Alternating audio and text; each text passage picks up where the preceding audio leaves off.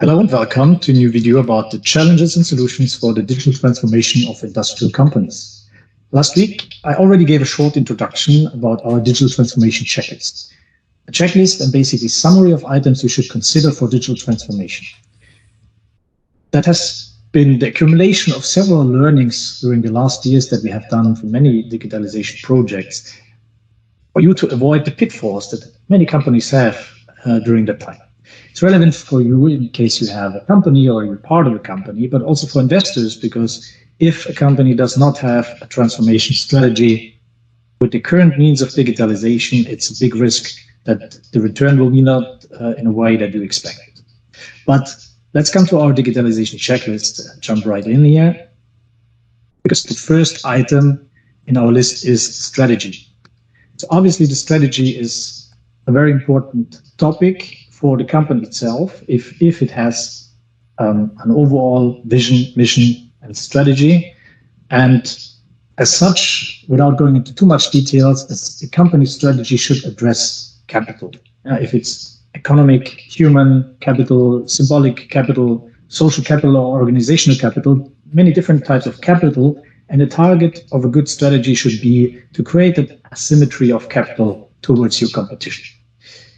I would love to talk much more about that, but we want to talk about the digital portion of that. And obviously, the digital strategy should be paying into those capital asymmetries that provide you an edge on your competition, because so far, all major market disruptions have been caused due to asymmetry in capital, because some element, one company was stronger than the others, and has thereby created competitive advantage.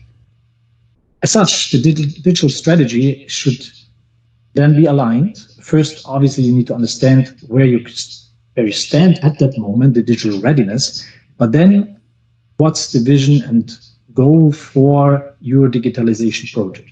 It can be a very comprehensive approach for the whole company, and the market leaders of the future will very likely do so, or it can be a very deliberate and conscious approach to a small scale digitalization project in order to not lose completely out on the possibilities, but also not to invest too much, don't go into too much risks.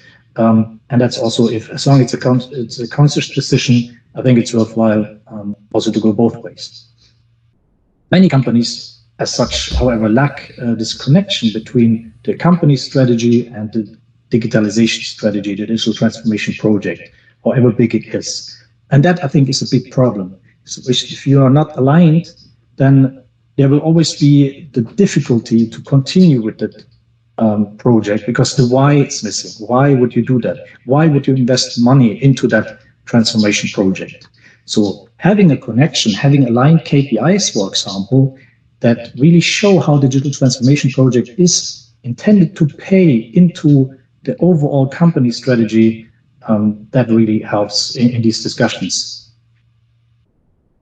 What is very interesting is the OKR methodology, for example, also without going into details there. I've posted another video about this, objectives and key results. That gives a very clear objectives, very clear targets also to teams, how they can pay into that digitalization strategy, what's their role, what's their objectives and the targets.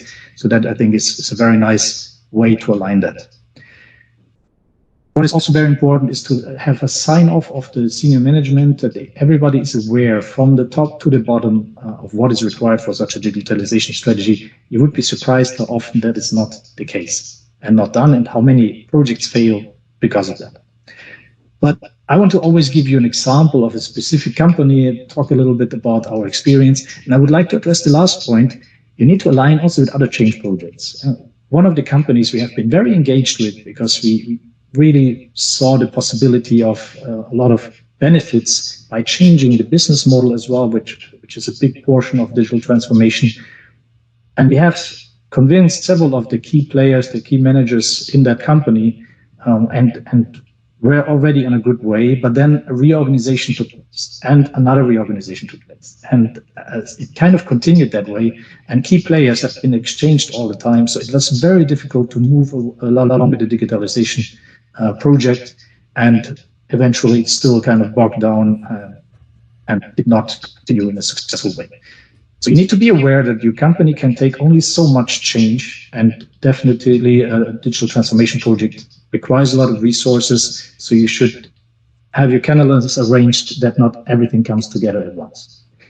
So that's it for the first section. Please press the like button to that video as a tribute to the algorithm, and I hope to see you next video about digitalization use cases, which is the next chapter of our checklist.